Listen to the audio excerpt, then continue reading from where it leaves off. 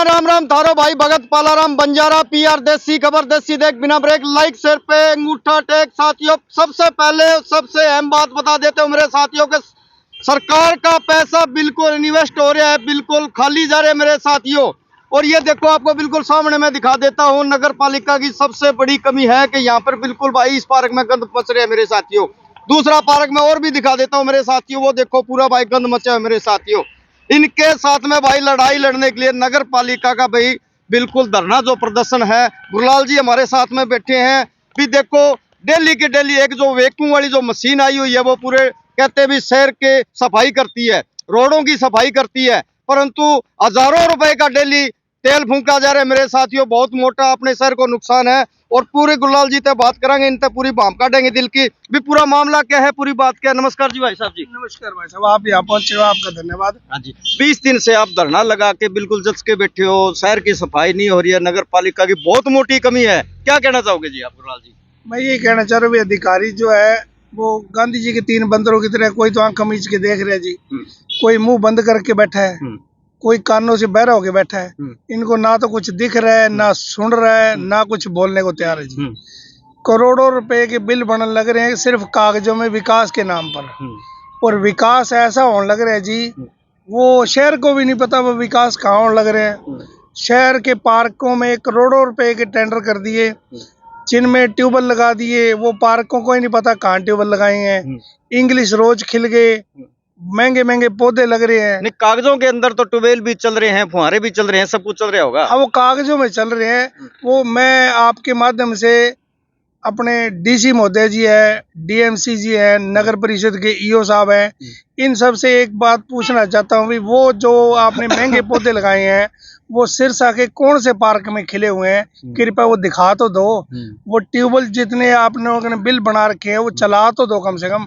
Public के पैसे से लगाए, इन्होंने घर से तो लगाए नहीं। और ये करोड़ों रुपए का जो फंड जारी कर रहे हैं वो पब्लिक के दिए हुए टैक्स के पैसे का फंड है, वो उसी को पब्लिक हित में लगाया जाता है। और वो पब्लिक हित में लगाने की बजाय कुछ चुनिंदा लोग अपनी जेब में भरने में लगे हुए हैं। और ऐसे शहर में विकास के नाम पर सड़कों में खड्डे हैं, कितने बड़े बड़े खड्डे हैं। सारे शहर की मुख्य सड़कों पे कोई ऐसी सड़क नहीं है जी जो साफ सफाई हो, जिसपे कोई किसी तरह के कोई खड्डे ना हो, साफ स्वच्छ वातावरण हो। ऐसा शहर की कोई गली नहीं है, कोई मेन मुख्य सड़क नहीं है। और हमारे पिछले दिनों एक नेताजी ने बयान दिए थे, सिरसा की सड़कों को पेरिस की सड़कों से भी बढ़िया बना देंगे। और लोग जो है ना बाहर से देखने आया करेंगे भी सिरसा की सड़कों का ये हाल है। तो मैं आपके माध्यम से ये पूछना चाहता हूँ, वो पेरिस जो है वो सिर्फ कागजों में था या सिर्फ वोटें लेने के लिए सिर्फ वो बयानबाजी दी जाती है? अब 2 महीने बाद इलेक्शन आने वाले हैं, फिर ये नेता आएंगे बरसाती मेंढकों की तरह, कुछ बाहर से आएंगे, कुछ लोकल लीडर सिर उठाएंगे और बड़े बड़े बयान देंगे जी, हम पब्लिक के लिए ये कर देंगे, हम पिछली सरकारों में इतना भ्रष्टाचार हुआ जी, लोगों को फैमिली आईडी पे तंग किया जा रहा है जी, तो ये वैक्यूम मशीन पे करोड़ों रुपए के बिल बन रहे हैं। तो इन सब बातों पे बड़े बड़े भाषण और स्लोगन दिए जाएंगे। तो आज वो जो है बरसाती मेंढक है वो कहाँ है? वो अब सो रहे हैं या वो बारिश आने पे निकलेंगे? अब उनका जमीर जिंदा है या जमीर मर गया? ठीक है, क्या शहर में सामाजिक रोड है वो जो शिवपुरी रोड को जाता है, जीना झूठ मरना सच है, उस रोड का विकास करना शहर के किसी भी अधिकारी को या किसी भी कोई बड़े नेता को वो शोभा नहीं देता। जब करोड़ों रुपया शिवपुरी पे लग सकता है तो उस रोड पे क्यों नहीं पैसा लग सकता? और ये जो वैक्यूम मशीन आई है ये जनता के टैक्स के दिए हुए पैसे से चलती है। और उसमें जो डेली का 80 लीटर एक मशीन में तेल डलता है वो जनता के दिए हुए टैक्स से डलता है। तो वो मशीन को सड़कों पे क्यों नहीं चलाया जाता? वो सिर्फ कागजों में चल रही है, कागजों में वो खराब हो जाती है, कागजों में ठीक हो जाते हैं, लाखों रुपए के हर महीने बिल बनते हैं। कोई कहने सुनने वाला नहीं है जी, कोई पूछने वाला नहीं है जी। मैं 28 तारीख से लेके आज तक धरने पे बैठा हूँ और भ्रष्टाचार घटने की जगह और बढ़ गया है। जगह जगह फर्जी टेंडर होने लग रहे हैं, फर्जी बिल होने लग रहे हैं। और जो ठेकेदार 42% का कमीशन का आरोप लगा रहा था, लाइव चैनल पे आके उसने नेम चखा था भी मैं 42% कमीशन दे रहा हूँ। वो 42% कमीशन देने के बाद क्या विकास होएगा, आप खुद सोच सकते हो। रिश्वत लेना और रिश्वत देना दोनों गैर कानूनी है, तो आज तक कार्रवाई क्यों नहीं हुई? अब इनको प्रशासन को कौन से सबूत चाहिए जो उस पे इतनी मेहरबानी कर रखी है और उसको कार्रवाई करने के बजाय उसको और करोड़ों रुपए के टेंडर जारी कर रखे हैं भी तुम अपना घर भरते रहो, जनता जाए बाढ़ में। गुरलाल जी, ये बताओ, सबसे बड़ी बात और सबसे अहम बात है कि देखो, आप बरसाती मेंढकों की बात कर रहे हो, मोटे मोटे पेट वाले मौके पे आ जाते हैं, पता नहीं क्या क्या अपने विचार रखते हैं।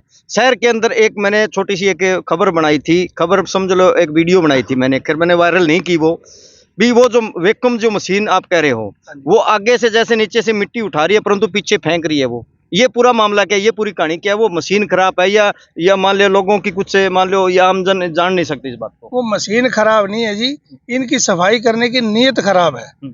अगर नीयत साफ हो ना जी, अगर एक हफ्ता गारंटी से शुदा मैं कह सकता हूँ, अगर वो एक हफ्ता शहर की सड़कों पे प्रॉपर चल जाए तो सड़कों का जो रूपरेखा है ना वो एक अलग ही होएगी। तो हमारे जो शहर के जो आमजन है वो सोए क्यों पड़े हैं, क्या मामला है पूरा? अब ये बात तो देखो क्या कह सकते हैं जी, आमजन को जो है ना दुखी कर रखा है। किसी को बेचारे को फैमिली आईडी में उलझा रखा है, किसी का कनेक्शन काट दिया, वो बिजली घर के चक्कर काट रहा है, उधर से बिजली बोर्ड वाले सिक्योरिटी डिपॉजिट के नाम से किसी के कितने बिल लगा के जोड़ दिया। फुद्दू राज टोहाने का बना रखे, कोई कहने सुनने कोई पूछने वाला नहीं है जी।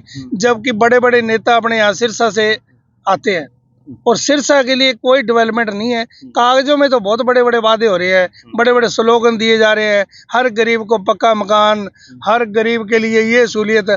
असल गरीब का तो राशन कार्ड ही नहीं है भाई साहब।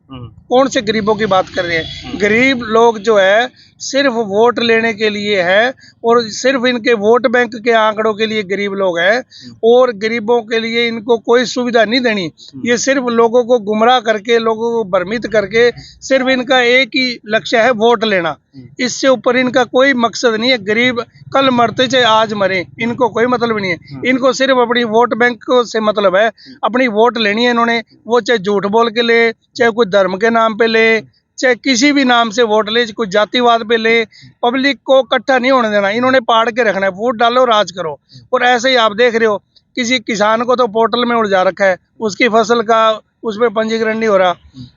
गरीब जो लोग हैं उनकी फैमिली आईडी में इनकम बढ़ा दी, वो फैमिली आईडी के इनकम ठीक कराता फिर रहा है।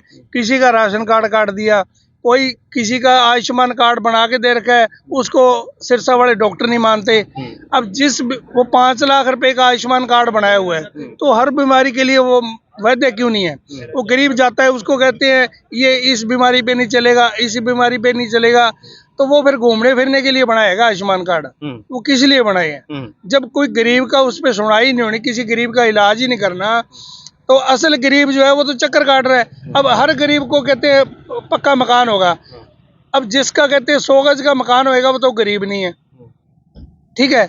और आपके सामने है क्या हालात है, ये डीसी ऑफिस के बाहर के हालात है। ये आवारा देख लो, सरकारी सांड फिरन लग रहे हैं। ये बिल्कुल भाई आपको लाइव दिखा रहे हो मेरे साथियों, ये बिल्कुल देख लो, ये बिल्कुल सांड कैसे घूम रहे हैं। और सबसे बड़ी बात है मेरे साथियों, गुरलाल एक सामाजिक सेवादार है जो कि शहरवासियों के लिए एक जंग लड़ रहे हैं।